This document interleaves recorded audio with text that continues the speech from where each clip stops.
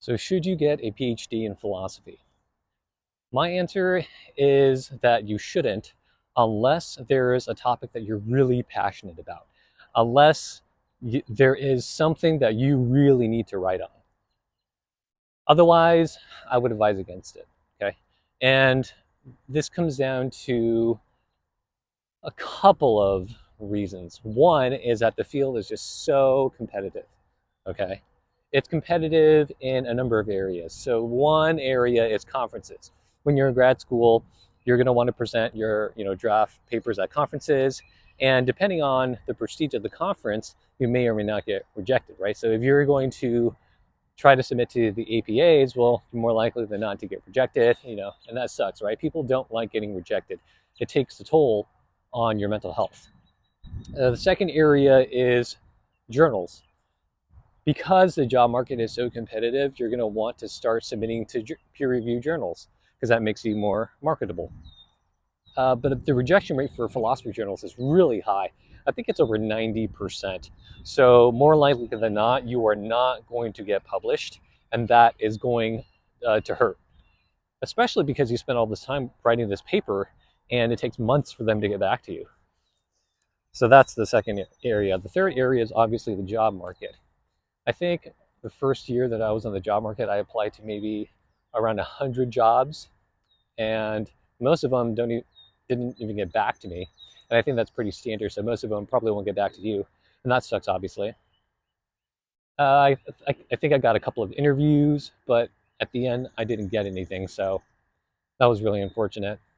The second year, I think I applied to maybe 80 jobs, and again, a similar experience, but I did end up getting a postdoc, so I lucked out.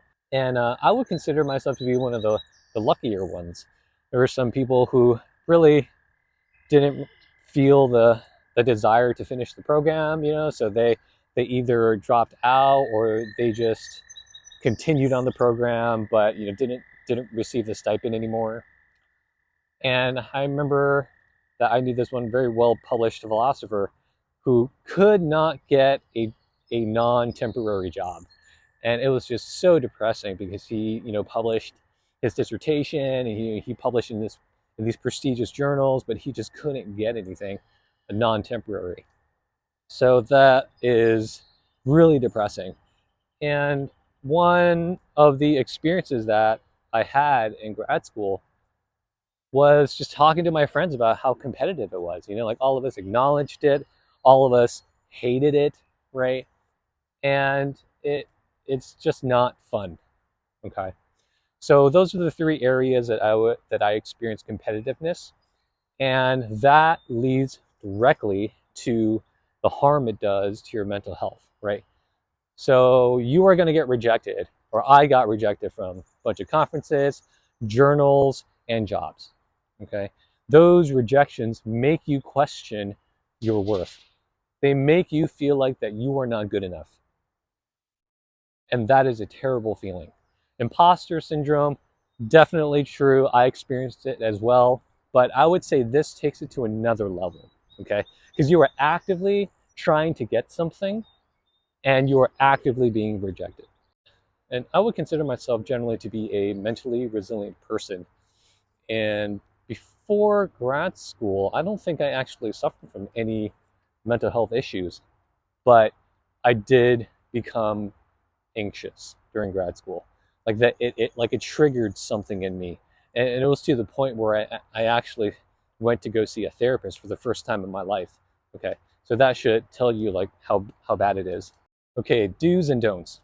If you decide to do a PhD in philosophy, I advise that you have a backup plan. Right? I know a lot of philosophers ended up going into coding because philosophers tend to be good at that, especially if you know symbolic logic, right? So that that's an option, right? But whatever it is, you just have some sort of backup plan just in case you can't find a job on the job market. My second piece of advice is to just be prepared. Okay, and I don't mean necessarily academically. I mean mentally.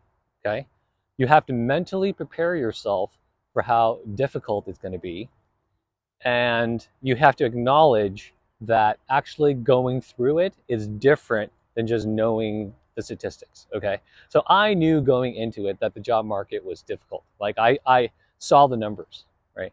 But it's very different when you're actually going through it. Because when you're actually going through it, you are spending all of your time applying for jobs, okay, when you're at that stage. It's a full-time job to apply for jobs, okay? So you're spending all these hours applying to all these jobs. It is a mind-numbing process, okay? And then you just get rejected at the end, right? Or you go into an interview and you get rejected, right? So you kind of got your hopes up, but it didn't pan out. So you really have to mentally prepare yourself for that.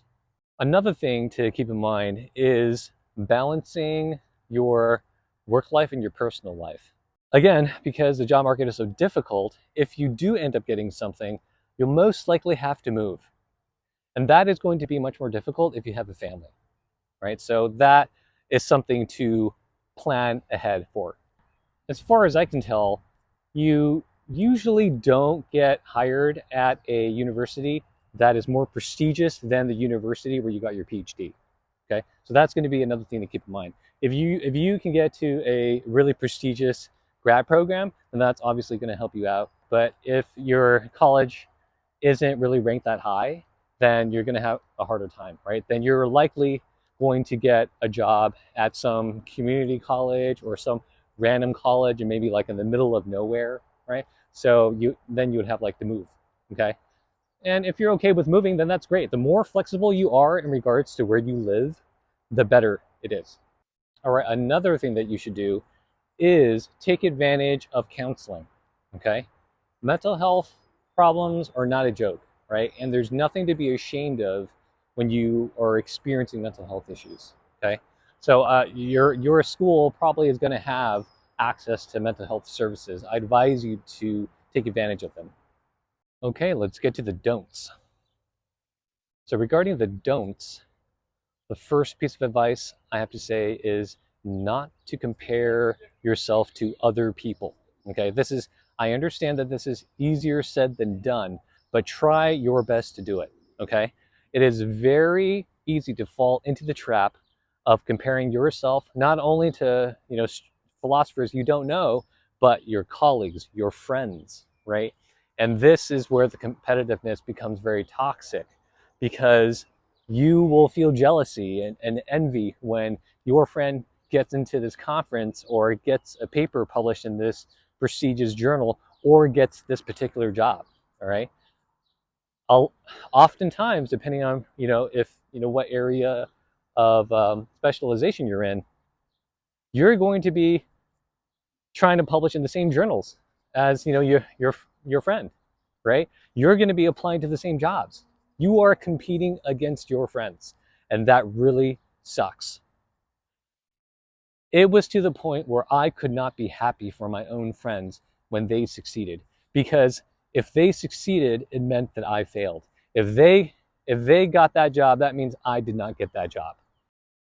Related to that, don't look at other people's CVs. Okay, that's a very easy trap to fall into, and I think there's very little benefit that comes out of it. What will happen, I think, and what did happen to me and a lot of my friends, is that you want to see how accomplished other philosophers are, right? Other people, and perhaps like at a different program. So if perhaps you go to a conference and you see this person present, and you're like, oh, this person does interesting work, and you look up their CV, right? And then you'll notice, oh, they published in this journal, and this journal, and in this journal. Oh my God, that's amazing, right? I haven't published anything yet. I haven't published in this one prestigious journal like this other person did, right? And so that is another way for you to feel insufficient. That is another way for you to feel that you have less worth, okay? And that you're not as smart and that you can't do it, right? So don't look at other people's CVs. This is the way to think about it. No, nobody else has had exactly your life experiences other than you, right? You don't know what advantages or disadvantages other people have had. All right, so you can't make a fair comparison. So just because this one person has had so many publications, Well, that doesn't necessarily mean that they're smarter than you, right? It doesn't necessarily mean that they even work harder than you, right? You don't know what their history is in the field or anything like that. There's so many different ways to distinguish yourself in the field. And because of that, there are so many ways for you to feel insufficient. So again, regarding conferences, different conferences have, different prestige levels right attached to them, right? The APAs are, at the highest probably. And if you get rejected from one, but your friend gets accepted to one, then you feel insufficient, right? You feel bad about yourself. Regarding journal articles, there are obviously journal rankings, right? So, and part of the process of developing yourself as an academic is knowing what journals lie where on this ranking. Okay, so that's another area where you may feel insufficient, right? And obviously, when it comes to jobs, right, there's a ranking when it comes to the attractiveness and appeal of jobs, right? At the bottom, adjuncts, right? And, at the top are going to be like tenure track positions. So there are so many areas where a person can distinguish themselves in the field, right? That is dangerous for your mental health. Another thing to keep in mind is what the point of a PhD in philosophy is. Okay, grad programs are designed to train you to become an academic philosopher, right? You can think of it as a trade school. You go to nursing school to become a nurse, right? You go to like an IT school to become like an IT person, and you go to grad school to become an academic. And for philosophy specifically, you're there to become an academic philosopher. So if your goal is not to become an academic philosopher, I think you're going to encounter some challenges and obstacles while you're in the program. Because again, the program is designed to get you to a certain point, right? They're designed to train you to become a professional philosopher. And this is going to be relevant, especially when it comes to writing papers. So philosophy papers are extremely narrow, right? Like they are making a tiny argument. You will not be able to get published if you're trying to come up with some new theory of ethics. And the fact that these arguments are so narrow is honestly, it's kind of frustrating and it's not interesting. Okay, I would say the vast majority of philosophy articles that are published today are not that interesting to me. I don't really think that they're making that big of a contribution to the literature. But if you're getting a PhD in philosophy, you're going to be trained to write those kind of papers. Okay, papers that no one really cares about. Okay, that maybe one person may read. So you're going to have to accept that, right? But if you're a person who just wants to learn philosophy and just think about life and life's deep questions, then you don't necessarily have to get a PhD in philosophy to do that, right? You can just do that on your own time. So that's something to keep in mind, right? If you want to be a professional philosopher, meaning that you want to teach philosophy at a college or something like that, then they will give you reason to do a PhD in philosophy. But if you don't, then that's a reason not to. So in terms of my own experience, I would say that I don't regret getting a PhD in philosophy.